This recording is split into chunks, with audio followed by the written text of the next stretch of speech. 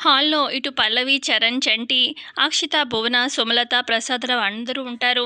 అప్పుడు బామ్మంటుంది, "రేపు మన ఇంట్లో ఫంక్షన్ చేయబోతున్నాను" అని చెప్పి అనగానే, "ఫంక్షనా? ఏం ఫంక్షన్ అత్తయ్య?" అని చెప్పి అంటుంది సుమలత అడుగుతుంది. "అదే మన చరణ్‌కి, పల్లవికి కొత్తగా పెళ్ళైంది కదా! వాళ్ళిద్దరికీ రిసెప్షన్ ఏర్పాటు చేస్తున్నాను" అని చెప్పి బామ్మ అనడంతోని ఇక పల్లవి ఆ మాట వినగానే చాలా సంతోషిస్తుంది.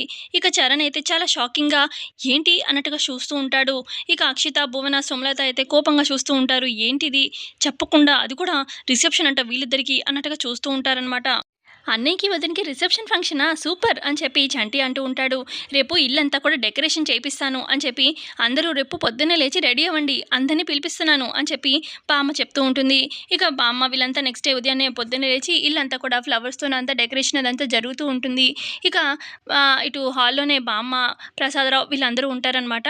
ఇక చంటి వచ్చి, "నాన్న అన్నయ్య, అన్నయ్య" అనగానే, "అన్నయ్య, అన్నయ్య అని ఇక్కడొస్తావేంటి?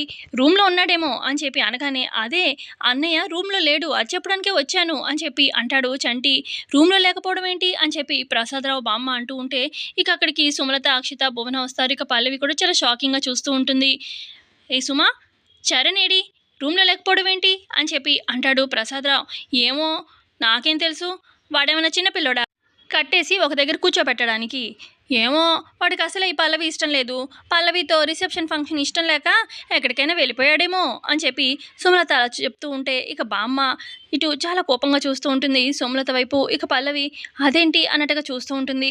మరి పల్లవి తన తెలివితోని రిసెప్షన్ టైంకి చరణ్‌ని ఎలా రప్పిస్తుంది ఏంటనేది కమింగ్ ఎపిసోడ్‌లో తెలుసుకుందాము. సో ఇంతే అండి ప్రోమోలో చూపించింది. నచ్చితే ఖచ్చితంగా లైక్ చేయండి. Thanks for watching.